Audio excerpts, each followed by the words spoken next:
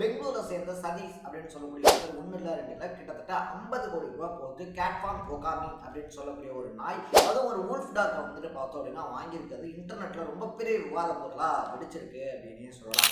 ஒரு சிலர் வந்துட்டு பார்த்தோம் அப்படின்னா எங்க அம்மா வந்துட்டு 5-10க்கு அல்லாடிக்கிட்டு இருக்கும்போது 50 கோடி ரூபாய்க்குலாம் நாய் தேவையா, அந்த 50 கோடி ரூபாய் இருந்துச்சு அப்படின்னா எவ்வளவு பேருக்கு வந்துட்டு உதவி பண்ணிருக்கலாம் அப்படின்னு சொல்ல. இன்னும் ஒரு சிலர் வந்துட்டு பார்த்தோம் அப்படின்னா அவர் காசு அவர் 50 கோடி ரூபாய்க்கு நாய் வாங்குறாரு, நம்ம காசுல என்ன வேணாலும் பண்ணிக்கலாம் அப்படின்ற மாதிரி அவருக்கு நாய் வாங்குறது அப்படின்றது இன்ட்ரெஸ்ட். அவர் ஏன் போய் மற்றவங்களுக்கு ஹெல்ப் பண்ணணும், அவருக்கு என்ன விருப்பமோ அதை அவர் பண்ணிக்கிட்டாரு, இதுல நம்ம ஏன் போய் கருத்து சொல்லணும் அப்படின்னு சொல்லக்கூடிய ஒரு சிலர் பார்த்தோம் அப்படின்னா அவருக்கு ஆதரவாகவும் சொல்லிக்கிட்டு இருக்காங்க அப்படின்னு சொல்லலாம்.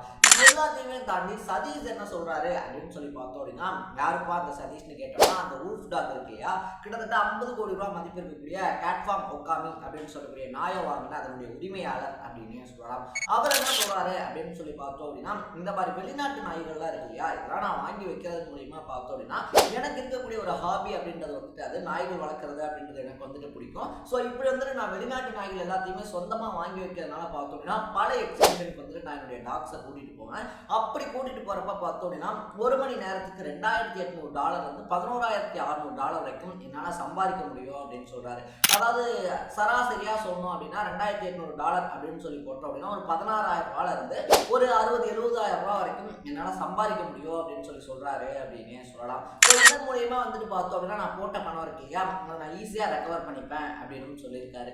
ஸோ அந்த 50 கோடி ரூபாய் நாயில் அப்படி என்னன்னா ஸ்பெஷாலிஸ்ட் கேட்ஃபார்ம் ஒகாமி இருக்கு இல்லையா, அதில் என்னென்னா ஸ்பெஷலிஸ்ட் அப்படின்னு சொல்லி பார்த்தோம் அப்படின்னா கிட்டத்தட்ட இதுக்கு வெறும் 8 மாதம் தான் ஆகுது அப்படின்னே சொல்லலாம். மற்ற நாய்கள் மாதிரி இல்லாமல் வந்துட்டு பார்த்தோம் அப்படின்னா ஓனாயும் கேஷியன் ஷெப்பர்ட் இருக்கு இல்லையா, இது ரெண்டினுடைய கலப்பு இனமாக வந்துட்டு பார்த்தோம் அப்படின்னா இந்த வூல்ஃப் டாக் உருவாக்கப்பட்டிருக்கு அப்படின்னே சொல்லலாம். ஸோ இப்படி ஒரு இனக்கலப்பு மூலியமாக உருவாக்கப்பட்ட உலகத்தினுடைய முதல் நாய் இதுதான் அப்படின்னு வந்துட்டு சொல்லப்படுது. அது மட்டும் இல்லாமல் வந்துட்டு பார்த்தோம் அப்படின்னா இப்படி உருவாக்கப்பட்டிருக்கிறதுனால ஓனாயினுடைய குணங்களும் ஷெப்பர்ட் இருக்கு இல்லையா, காக்கேஷியன் ஷெப்பர்ட், அதனுடைய குணங்களும் வந்துட்டு பார்த்தோம் அப்படின்னா ஒரு சேர இருக்கும் அப்படின்னு வந்துட்டு சொல்றாங்க. ஓனாய் மாதிரி புத்திசாலியாகவும் அதே மாதிரி வந்துட்டு பார்த்தோம் அப்படின்னா இந்த காக்கேஷியன் ஷெப்பர்ட் மாதிரி வந்துட்டு பாதுகாப்பு உணர்வு அப்படின்றதும் ஒகாமிக்கு அதிகமா இருக்கும் அப்படின்னு சொல்லப்படுது. அது மட்டும் இல்லாமல் பார்த்தோம் அப்படின்னா புத்திசாலித்தனம் இருக்கு இல்லையா, அந்த புத்திசாலித்தனத்துல நம்பர் 1 இந்த நாய் செயல்படும் அப்படின்னு சொல்றாங்க. வெறும் 8 மாச குட்டியான இதுக்கு வந்துட்டு பார்த்தோம் அப்படின்னா ஒவ்வொரு நாளும் 3 கிலோ மீட், அதாவது பச்சை இறைச்சி அப்படின்றது சாப்பாட்டுக்கு கொடுக்கணும் அப்படின்ற கண்டிஷனும் இருக்கு.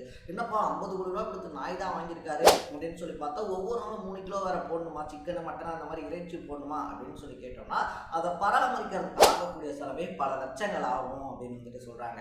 ஸோ இதுக்காகவே வந்துட்டு பார்த்தோம்னா சதீஷ் இருக்காரு இல்லையா, பெங்களூர்ல 1 இல்ல 2 இல்ல கிட்டத்தட்ட 7 ஏக்கர்ல ஒரு பண்ணையே வச்சிருக்காரு அப்படின்னு சொல்றாங்க. அந்த பண்ணையில வந்துட்டு பார்த்தோம் அப்படின்னா 150 வகையான நாய் இனங்களை வளர்த்துக்கிட்டு இருக்காரு அப்படின்னு வந்துட்டு சொல்லப்படுது. அதுவும் வெவ்வேறு இனங்கள், இந்த மாதிரி ஸ்பெசிபிக்கான இனங்கள் இருக்கு இல்லையா, இந்தியாவில் இல்லாத இனங்கள், இந்த மாதிரி புதிய நாய் இனங்கள் உருவாக்கப்படக்கூடிய இனங்கள் அப்படின்னு சொல்லிட்டு தேடி தேடி வந்துட்டு பார்த்தோம் அப்படின்னா நாய்களை வாங்கி அதை அருங்காட்சியகத்துக்காக வச்சுக்கிட்டு இருக்காரு அப்படின்னு வந்துட்டு சொல்லப்படுது, லைக் எக்ஸிபிஷனுக்காக அப்படின்னே சொல்லலாம். ஸோ இதன் மூலயமா வந்துட்டு பார்த்தோம் அப்படின்னா பல ஆயிரக்கணக்கான அமௌண்ட் அப்படின்றத நான் சம்பாதிக்கிறேன்.